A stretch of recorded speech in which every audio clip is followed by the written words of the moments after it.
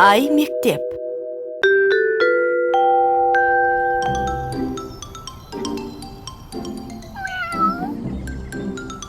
Аға, ол мысық бұл тақтайды не үшін салатынымызды түсіне ме екен? Түсінбесе де, ол далаға шығу үшін көзіне көрініп тұрған нәрсеге өрмелейтіні анық. Міне, өрмелеп келе жатыр. Шықты, сүйкімді екен. Шұңқырға өзі түсіп кетті ме екен?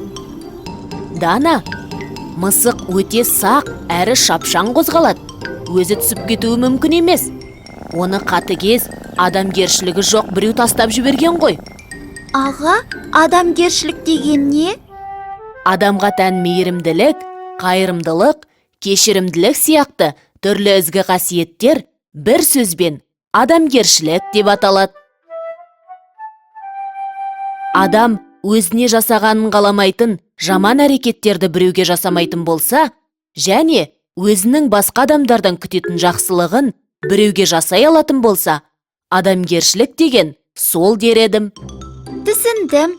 Өз басым қауіпті жерде аз сусыз жалғыз қалғым келмейді. Басқаның да ондай жағдайда қалғанын қаламаймын.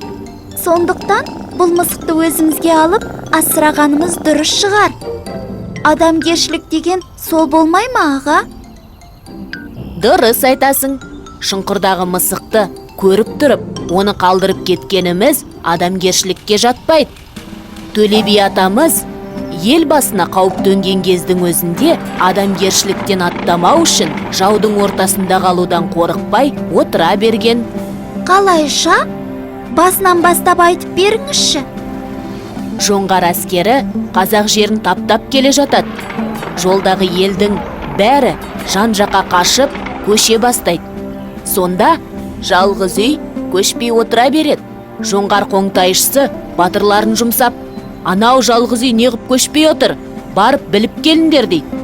Келсе, ол Төле бидің үйі екен.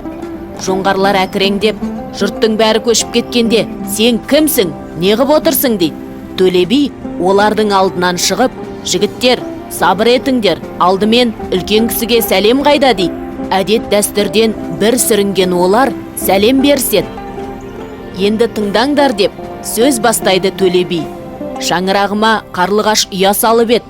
Сол құс сарауыз балапандарын қанаттандырып, өргізіп жеткізгенше, мен еш жаққа көшпеймін.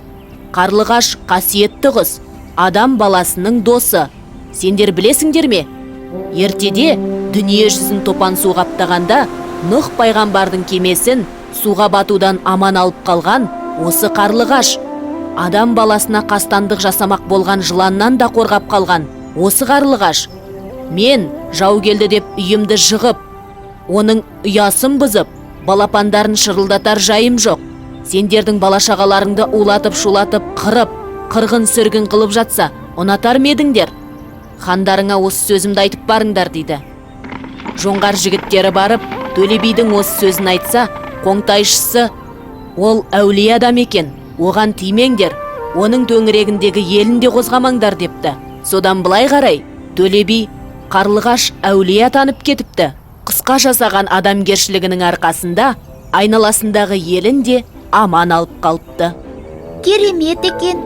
Мен де адамдарға да, жан-жануарларға да тек жақсылық жасайтын боламын.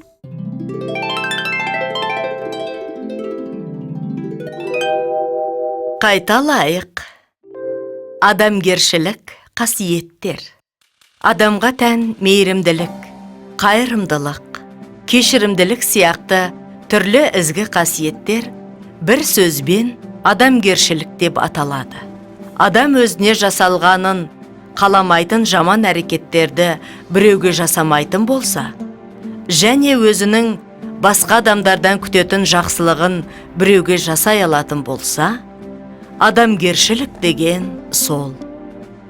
Хайуанға да, адамға да жасалған үлкен адамгершіліктің үлгісі ретінде Төле би атамыздың қарлығаш әулие атану туралы аңызын мысалға алуға болады. Жоңғар әскері шауып, елдің бәрі көшіп жатқанына қарамастан, Төле би шаңырағына ұя салған қарлығаштың обалына қалмау үшін басын қауіпке тігіп көшпей отыра береді. Сол адамгершілік қасиетінің арқасында қарлығаштарды да, елін де жаудан аман алып қалады.